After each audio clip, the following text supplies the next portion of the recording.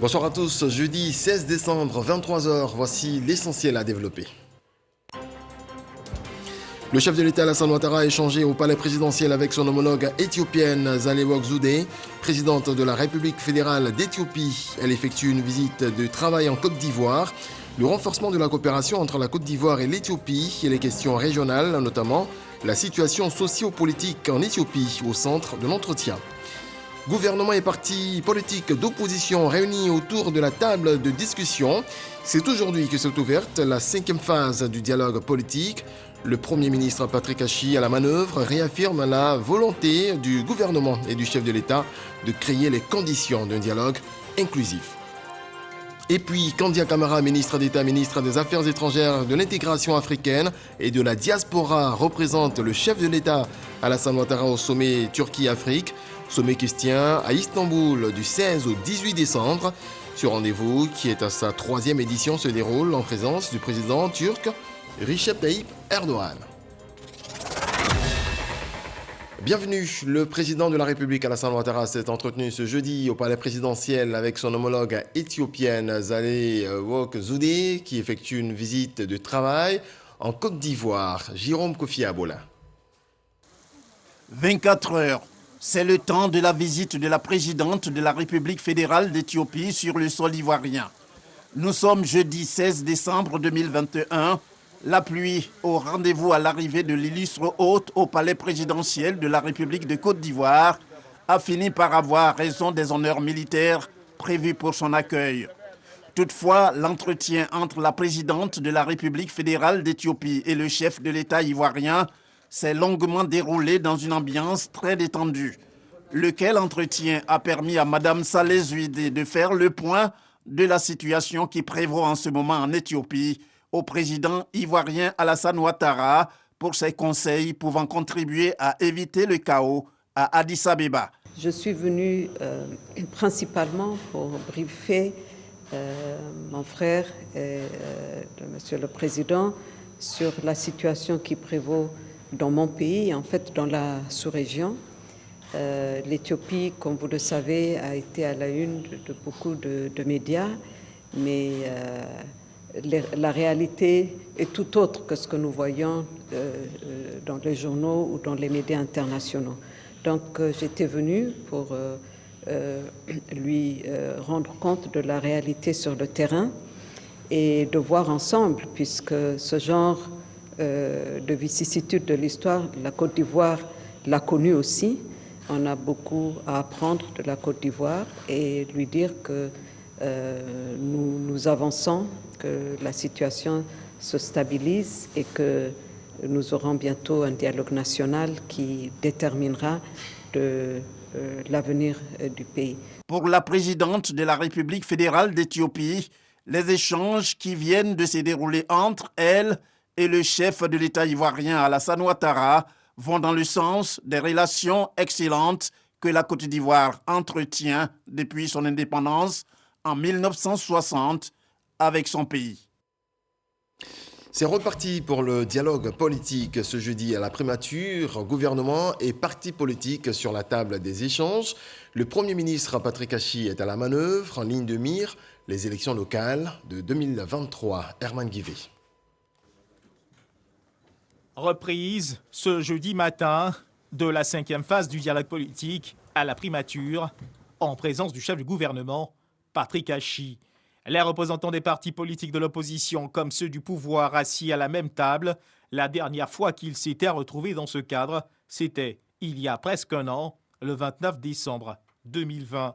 Moment fort de cette rencontre, 7 minutes de silence observées en la mémoire des ex-premiers ministres Amadou Gon Coulibaly, Ahmed Bakayoko et ex-ministres Sidiki Diakité et Kabran Apia, grands acteurs de ces échanges politiques qui ont incontestablement permis des avancées notables.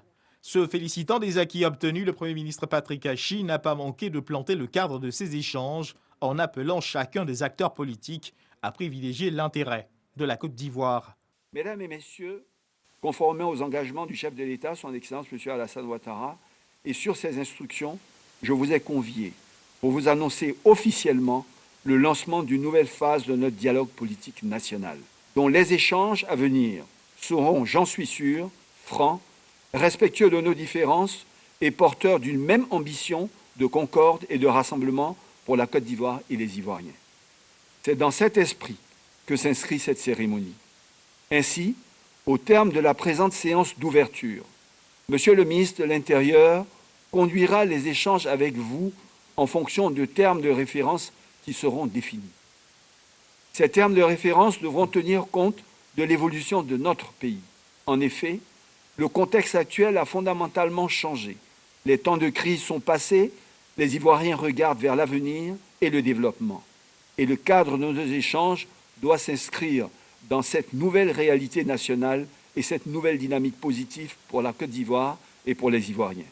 Et se tient à dessein en dehors de tout calendrier électoral, va donc naturellement se dérouler dans un climat social apaisé. C'est une chance que nous devons saisir.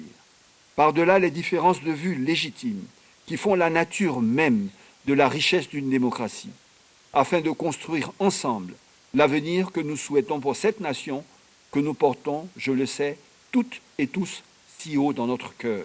Remerciant le chef de l'État, Alassane Ouattara, pour ce cadre d'échange politique à nouveau ouvert, les représentants des partis politiques de l'opposition ont à tour de rôle donné leur point de vue pour ce qui relève de la tenue de cette 5e phase du dialogue politique. L'ouverture des débats se fera le 21 décembre 2021 à la primature. Et les représentants des partis politiques ont salué la reprise du processus du dialogue politique. Regardons. La classe politique ivoirienne, qu'elle soit de l'opposition ou du parti au pouvoir, se réjouit de l'ouverture de cette 5e phase du dialogue politique. Nous souhaitons que cette voie qui vient d'être tracée par le Premier ministre puisse être suivie par tous autant que nous sommes et que ce qui nous est demandé pour mardi, notamment en ce qui concerne les termes de référence, puisse faire l'objet d'entente, de cohésion, parce que nous avons l'intime conviction que beaucoup, sinon la presque totalité de nos concitoyens aujourd'hui sont conscients que sans cohésion, sans entente, il n'y a pas de salut. Nous souhaitons donc que ce nouveau dialogue aboutisse à des résolutions qui arrangent toutes les parties. La Côte d'Ivoire a fait l'option de la démocratie et la défense des libertés. Nous voyons à travers le lancement de cette session du dialogue politique une volonté politique affichée du chef de l'État d'agir dans ce sens. C'est pour ça que je voudrais m'en féliciter et vous remercier de nous y avoir conviés. Ce dialogue est inclusif par évidemment la liste de ses acteurs. Avec le président Laurent Gbagbo, le PPACI se félicite de la reprise du dialogue politique. Dialogue, et vous l'avez suffisamment mentionné dans vos propos, devrait consacrer une paix durable dans notre pays. Paix durable qui serait véritablement un gage pour un avenir lumineux et radieux de notre pays, non seulement de notre pays, mais aussi, surtout, et vous l'avez suffisamment souligné, des générations présentes et futures de notre pays. Nous marquons notre disponibilité. C'est une séance d'information puisqu'elle nous a montré le mode sur lequel le dialogue va être organisé et la démarche participative que le Premier ministre a adoptée pour associer nos différentes intelligences à la conduite de ce dialogue qui est essentiel pour notre pays puisqu'il doit déboucher sur la paix et des solutions pour la démocratie et les libertés. La démarche, cette fois-ci, est très bonne. Les partis politiques et le groupement vont proposer des thèmes sur lesquels nous allons échanger, retenir les thèmes qui feront l'objet de discussions. J'avoue que nous sommes satisfaits. Saluer la relance du dialogue politique après les turbulences que nous avons connues et au-delà des actes de crispation qui ont été posés, il était important que nous puissions nous entendre sur toutes les questions qui nous divisent, qui sont connues dans l'opinion, qui sont diagnostiquées, qui sont documentées. Il appartient maintenant à la classe politique de s'entendre sur l'essentiel, parce que dialoguer, c'est aussi trouver des compromis, c'est faire des efforts de part et d'autre. Ce dialogue, à la vérité, c'est jamais arrêté, parce que le président de la République a gardé cette dynamique donc de rencontre. Et vous vous souvenez qu'en novembre, il avait rencontré le président Bédié, et qu'après, il a reçu le président Babo, et qu'il a reçu aussi le président Fingessa. Tout ça pour montrer, pour afficher la volonté de rassembler, sans compter toutes les dispositions juridiques qui ont été prises pour libérer certains, les facilités faites à certaines personnes. Nous avons noté que mardi, nous devons nous retrouver pour un cadrage, lequel cadrage devra prendre donc en compte les différentes préoccupations des uns et des autres. Mais ce que je peux dire, c'est que le RHDP donc, traduit la vision du président. Et la vision du président, c'est la Côte d'Ivoire solidaire. La Côte d'Ivoire solidaire autour de la stabilité, de la paix. Comme exprimé, la volonté de chacun des acteurs politiques est de voir la démocratie toujours triompher. Il leur revient à présent d'accorder leur violon sur les sujets, parfois source de divergence. Le dialogue politique également ouvert à la société civile. Le Premier ministre Patrick Achi échange à cet effet avec les organisations de la société civile. Une démarche inclusive appréciée à sa juste valeur. Abou Sanogo. Ce sont au total 26 organisations intervenant dans les domaines des élections, des droits de l'homme, de la gouvernance et de la paix. 10 parmi elles sont des fêtières. 16 sont des organisations individuelles qui ont échangé avec le Premier ministre Patrick Achi dans le cadre de la reprise du dialogue politique national. 5e phase de consultation de tous les acteurs de la vie politique et sociale de la Côte d'Ivoire en vue de la consolidation du système démocratique. L'objectif de ce dialogue politique national est de poursuivre l'enracinement d'un climat sociopolitique apaisé. La présente phase du processus de dialogue vise, comme les autres, à rechercher ensemble des réponses adéquates et surtout concertées aux défis actuels de la vie politique nationale. Il s'agit en particulier de maintenir un climat de confiance entre les différents acteurs en dépit des différences légitimes d'opinion qui sont la condition même de l'exercice de la démocratie. Je voudrais ici, et avec vous, saluer l'esprit d'ouverture et de compromis du président de la République et du gouvernement, ainsi que de tous les autres acteurs qui ont permis au cours des derniers mois de faire de grands pas vers la consolidation de notre démocratie. Les organisations de la société civile s'y réjouissent de la reprise du dialogue politique national et expriment leur satisfaction d'être associées aux échanges. Cette ouverture est une très bonne chose pour nous. C'est pourquoi nous voudrions dire un grand merci et que j'espère qu'au cours des différentes séances que nous aurons, on tiendra compte des personnes que nous sommes. Notre participation sera surtout de faire des propositions concrètes au regard de ce que nous avons vécu jusqu'à maintenant pour que nous puissions aller de l'avant. Mais en même temps, nous voudrions aussi être des observateurs et un peu aussi des arbitres. Au terme de cette séance, le ministre de l'Intérieur et de la Sécurité, Vagondo Djomondé, poursuivra les discussions initiées dans le cadre du groupe thématique avant la phase conclusive dans une semaine. Le dialogue politique, vous le savez, a repris ce jeudi à la primature. Cette plateforme qui consiste à préserver un climat socio-politique apaisé est née de la volonté du chef de l'État et conduite par ses plus hauts représentants. Retour justement sur les temps forts du dialogue politique ivoirien avec Alexis Ouedraogo.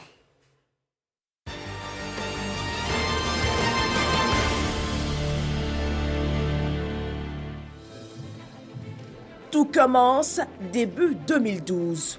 Le Premier ministre d'alors, Aoussou Diojano, reçoit sur instruction du chef de l'État l'opposition à la primature. Objectif, mettre en place au lendemain de la crise qu'a connue le pays, une plateforme d'échange pour apaiser le climat sociopolitique. Il est question ici de voir comment avec le gouvernement un cadre peut être créé pour que nous y discutons ensemble. Au sorti du conclave de Bassam, les 27 et 28 avril 2012, le cadre permanent de dialogue qui deviendra dialogue politique voit le jour. Une architecture se crée, côté gouvernement, un pôle politique constitué de ministres qui seront désormais les interlocuteurs des partis politiques, notamment ceux de l'opposition. Novembre 2012, Daniel Kablan-Duncan est le nouveau patron de la primature. Il s'inscrit bien vite dans la vision du chef de l'État de maintenir le dialogue avec l'opposition. Malgré les contestations et autres boycotts, le gouvernement manœuvre à maintenir un dialogue permanent avec une vision précise, préserver le climat sociopolitique. Bonne année. Janvier 2016, le chef de l'État Alassane Ouattara, lui-même dans le cadre de ce dialogue, rencontre Pascal Affi N'Guessan, chef du Front populaire ivoirien.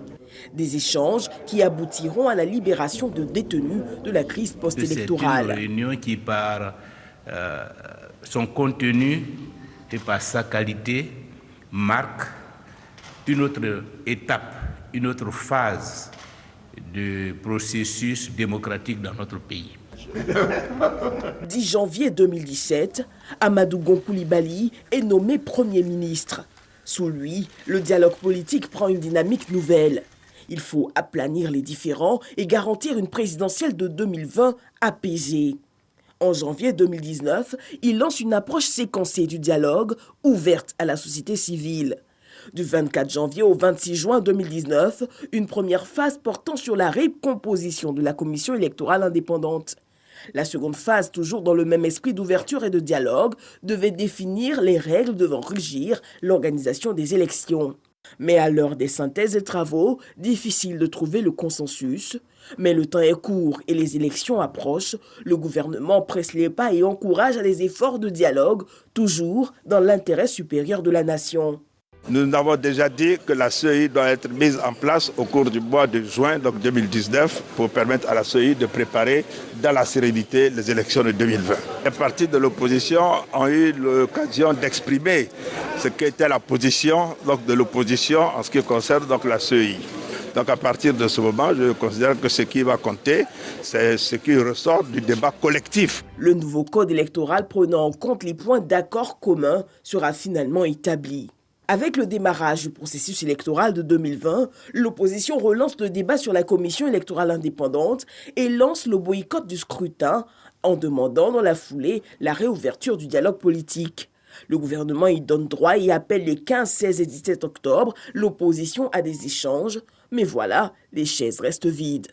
Comme le disait le président Oufoué, quel que soit le niveau des crises, à la fin, c'est toujours par un dialogue que cela se termine. Il faut faire l'économie des crises et commencer par le dialogue. Donc nous sommes disposés. Ahmed Bakayoko, alors Premier ministre, finira par obtenir des différentes parties un consensus sur des recommandations fortes pour la tenue des élections législatives en mars 2021 et la poursuite du dialogue sur les questions connexes. Ce jeudi, Patrick Achi prend la relève dans un objectif unique, toujours préserver les acquis et maintenir un climat sociopolitique apaisé. Voilà les temps forts du dialogue politique dans ce dossier de Alexis Ouedraogo. Autre volet de l'actualité, dans la Chambre haute du Parlement, 6 projets de loi ont été ratifiés. Le ministre Alcide Djedje était porteur de ces projets de loi devant la Commission des relations extérieures et des Ivoiriens établis hors de la Côte d'Ivoire. Des projets en lien avec la coopération, c'est ce que nous apprend Kader Sogodogo. Pour réussir sa marche vers le développement, la Côte d'Ivoire doit compter avec les autres. Les bonnes relations avec les autres États souverains sont marquées par des accords contenus dans des projets de loi. 6 d'entre eux sont à ratifier par les sénateurs, membres de la Commission des relations extérieures et des Ivoiriens établis hors de Côte d'Ivoire. Le représentant du président de la République pour faire ratifier les 6 projets de loi, le ministre délégué auprès du ministre d'État, ministre des Affaires étrangères, de l'intégration africaine et de la diaspora, Alcide Djedje, représentant la ministre d'État Kandia Camara en mission hors du pays. La reconnaissance des qualifications dans l'enseignement supérieur, l'accord de Georgetown avec l'Union européenne, le traité révisé de l'UMOA, la sécurité sociale, l'interdiction des armes nucléaires et la mise en œuvre de la monnaie nouvelle, l'ECO. Cette monnaie constitue un atout important pour la Côte d'Ivoire et pour la CEDEAO. Nous avons à la tête de notre pays le président Alassane Ouattara, qui est un des plus grands experts dans le monde en matière de monnaie, en matière économique et monétaire. Et il préside la conférence des chefs d'État de l'UEMOA et il a une influence très grande au sein de la CEDEAO et son leadership va nous permettre d'avoir cette monnaie, l'éco.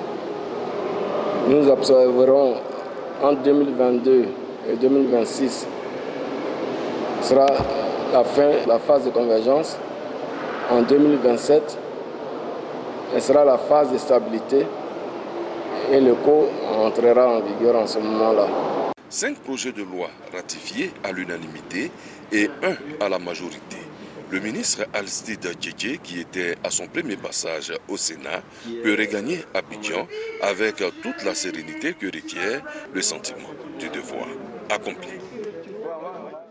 Je le disais en titre, le sommet de partenariat Turquie-Afrique s'est ouvert ce jeudi à Istanbul. La Côte d'Ivoire y participe avec une délégation ministérielle conduite par la ministre des Affaires étrangères Kandia Camara.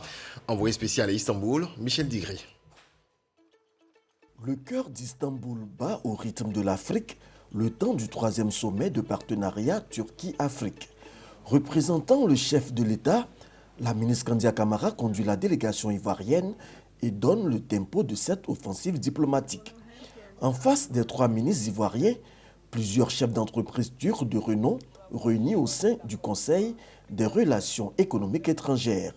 Côte d'Ivoire est un pays, disons, clé en Afrique. Nous avons écouté que ces délégations sont ici. Nous avons voulu venir ici et faire ces contacts. Nous proposons de nouveaux projets gagnant-gagnant pour notre société et pour Côte d'Ivoire. Les ministres de l'Agriculture, Kobena Kwasi Adjoumani, et celui de la Santé, Pierre Demba, sont à la manœuvre pour tisser des opportunités d'affaires. Depuis notre arrivée, nous avons commencé des entretiens avec des partenaires qui nous ont sollicités, que ce soit pour l'installation de l'imagerie, des labos, pour améliorer le diagnostic, avec les techniques modernes de télémédecine qui permettent à partir de nos pays de diagnostiquer les malades et de les traiter sur place à partir d'un renforcement de capacité qui peut être fait. Nous avons eu à échanger aussi avec des groupes qui sont spécialisés dans les réalisations de barrages en utilisant les eaux usées, également pour faire de l'irrigation au niveau des différentes plantations. D'autres sont prêts à venir investir en Côte d'Ivoire pour la conservation de la mangue. La partie turque est séduite par les arguments de la délégation ivoirienne. Nous avons reçu beaucoup de personnes, de participants à ce sommet en Turquie ici. Et parmi ces participants, la délégation ivoirienne, nous sommes très heureux de les recevoir et nous savons qu'ils sont parmi les invités les plus distingués invités du sommet.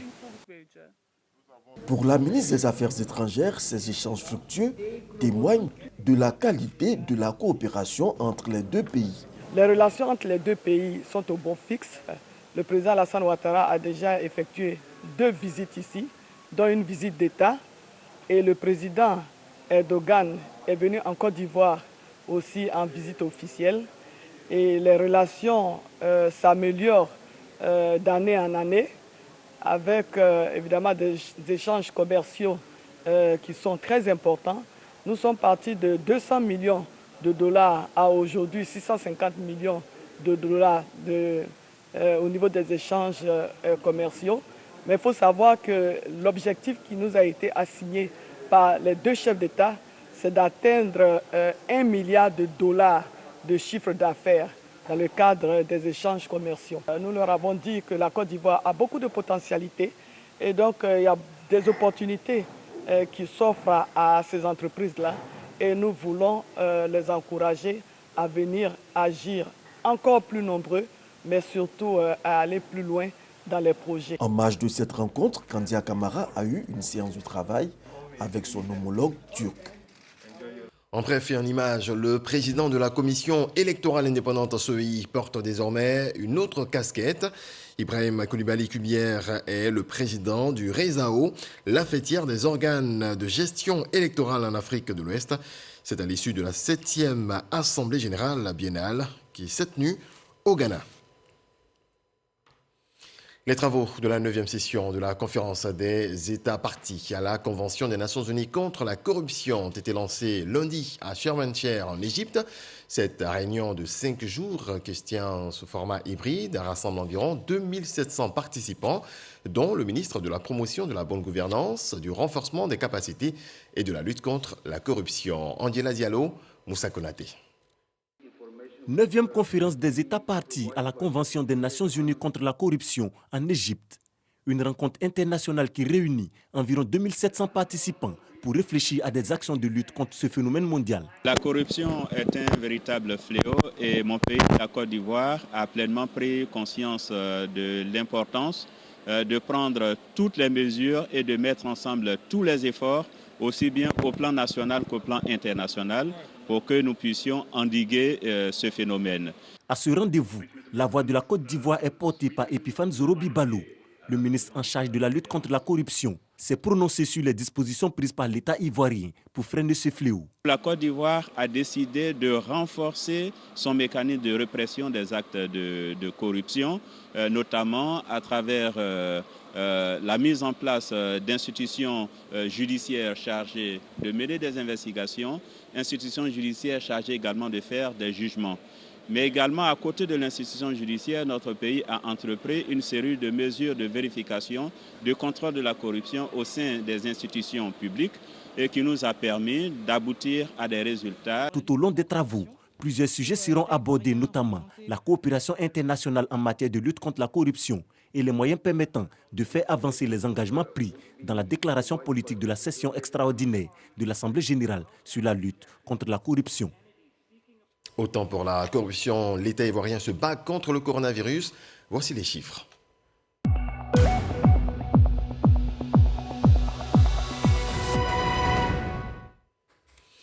Le ministère de la Santé, de l'Hygiène publique et de la couverture maladie universelle a enregistré ce jeudi 16 décembre 2021 55 nouveaux cas de Covid-19 sur 2445 échantillons prélevés, soit 2% de cas positifs, 12 guéris et 0 décès. À la date du 16 décembre 2021, la Côte d'Ivoire compte donc 61 998 cas confirmés, dont 61 044 personnes guéries, 706 décès et 242 cas actifs. Le nombre total d'échantillons est de 1 184 554. Distinguée pour avoir contribué au rayonnement de l'enseignement supérieur en Côte d'Ivoire, la présidente du groupe LOCO, Suzanne Médécon-Loco, a reçu le grade de commandeur de l'ordre international de la Palme académique du CAMES. La cérémonie de distinction du Conseil africain malgache de l'enseignement supérieur s'est tenue ici, à Abidjan. Konaté Moussa. Commandeur de l'ordre. Une médaille et un brevet pour Suzanne Médécon-Loco. La présidente du groupe LOCO est faite commandeur dans l'ordre international de la Palme académique du CAMES, Conseil africain malgache de l'enseignement supérieur. Une reconnaissance de la communauté universitaire africaine pour le couronnement de son parcours professionnel. En femme d'expérience et de sagesse, Madame Loco a toujours témoigné une constante sollicitude personnelle, un intérêt permanent, un engagement attentif aux orientations du CAMES en respectant les directives du cahier des charges pour la création d'universités privées et celles relatives au référentiel d'évaluation des offres de formation du CAMES. Cette distinction du CAMES est décernée à toute personnalité ayant contribué au rayonnement du système de formation et d'éducation en Afrique. La récipiendaire dédie sa récompense à l'ensemble de ses collaborateurs. Comment pourrais-je ne pas partager cette décoration avec vous? Oui, c'est le fruit d'un travail collégial, collectif et pluriel, de longue haleine, un travail d'équipe. Cependant, ne dormons pas sur nos acquis. En sa qualité de président du Conseil des ministres du CAMES, le ministre Adama Diawara transmet ses félicitations aux groupes locaux. C'est la reconnaissance du travail accompli. Vous savez, à partir du moment où le groupe LOCO participe de façon très efficace à la formation des ressources humaines de qualité de la Côte d'Ivoire, dans cet écosystème d'enseignement supérieur privé, le groupe LOCO occupe une place de choix, aussi bien au niveau infrastructure, au niveau équipement, au niveau compétences des enseignants, comme au niveau rendement interne, c'est-à-dire taux de réussite aux examens notamment de BTS. Donc vous comprenez que c'est un juste retour des choses que l'OIPA CAMES célèbre donc Madame Loko à la suite de la décoration reçue d'ailleurs par son défunt mari à titre posthume. Suzanne Médécon Loko, désormais au grade de commandeur de la Palme académique du CAMES, est également le consul honoraire de la Côte d'Ivoire à Cotonou, au Bénin. Une partie du grand marché de Mans a été ravagée par un incendie dans la nuit de mercredi à jeudi. Ce sont plusieurs magasins et commerces situés près du stade Léon Robert de Mans qui sont partis en fumée. L'incendie d'origine inconnue s'est déclaré aux environs de 22 heures et a été circonscrit par les sapeurs-pompiers civils, aidés par les sapeurs-pompiers militaires de l'aéroport de Mans. Le maire de la ville a exprimé la compassion de la municipalité aux victimes. Et puis dans le reste de l'actualité, au Mali, l'ancien ministre Soumeilou Bobé Maïga est hospitalisé depuis ce mercredi 15 décembre soir. Rien de très grave selon ses proches, mais son état de santé a justifié qu'il soit transféré dans une clinique de Bamako. L'ancien ministre de la Défense et premier ministre est en détention à la maison centrale d'arrêt de la capitale malienne depuis fin août. Il est inculpé pour des affaires de corruption liées notamment à l'achat de l'avion présidentiel en 2014. Voilà qui marque la fin de ce tour d'horizon de l'actualité. Excellente nuit, toujours sous la protection du Très-Haut.